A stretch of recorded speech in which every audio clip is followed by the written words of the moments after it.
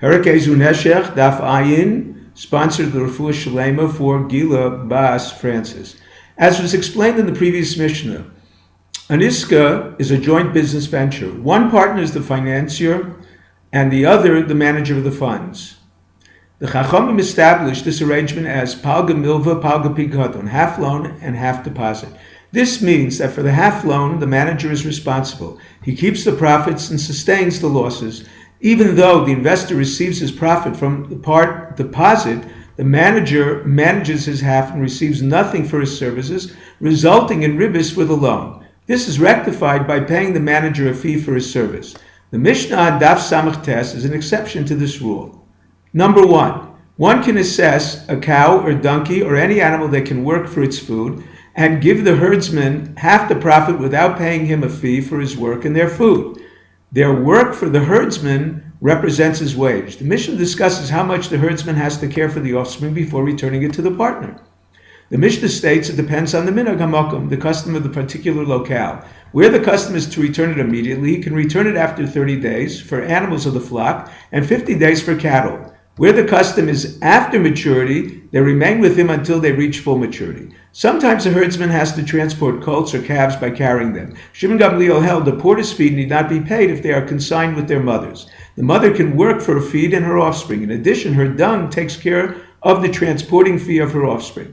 The next halacha is concerning a landowner who advances a loan to his tenant that improves the field. The Mishnah states he can raise his rent payment. The Gemara explains the tenant agrees to invest the loan in the field to produce a greater yield. He pays off the loan plus the additional yield as additional rent. It is not considered paying ribbis to the owner because all the money lent was invested in his field. The same law is true if he paints a store or builds a new mast for a ship. However, he cannot raise the rent if the tenant invested in new merchandise to sell in the store or transport with the ship.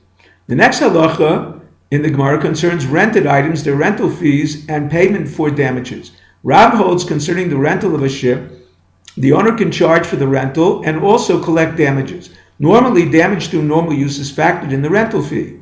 However, the owner can demand both. Full responsibility should transform the rental into a loan, making the rental fee ribbis. The Gemara brings a brisa where one consigns merchandise to another to sell with full responsibility. For example, one rents a cow guaranteeing its return or its value of $30 plus a monthly rental fee.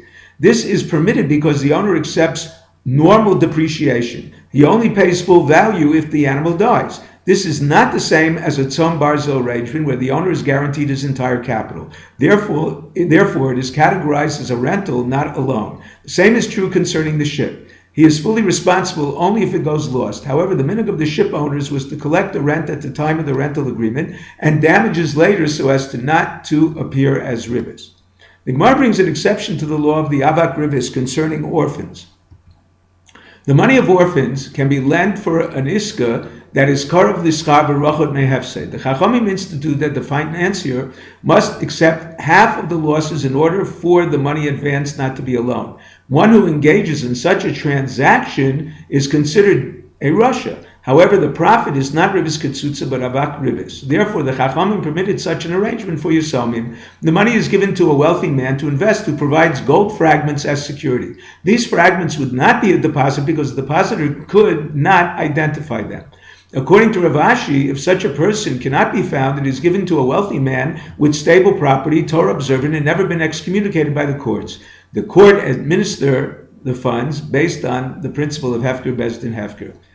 Now we come to a new Mishnah. The Mishnah discusses the law concerning a tzon barzel transaction. This is a business transaction that the one who supplies the capital only stands to gain. The investor receives his share of the profits but must return all the capital even if the venture fails. This constitutes a loan. Therefore, the financier is not allowed his share of the profits. The Mishnah teaches this law applies only to a Jewish lender, not to a Gentile. One may pay ribbis to a Gentile or a ger toshav, a Gentile who accepted to fulfill the Sheva Mitzvahs B'nai Noach. If the Jew wants to transfer his interest-bearing loan from a Gentile to a Jew, he can only do this with the permission of the Gentile. The converse is prohibited where the Jew gave the interest-bearing loan initially and now wants to transfer it to a Gentile.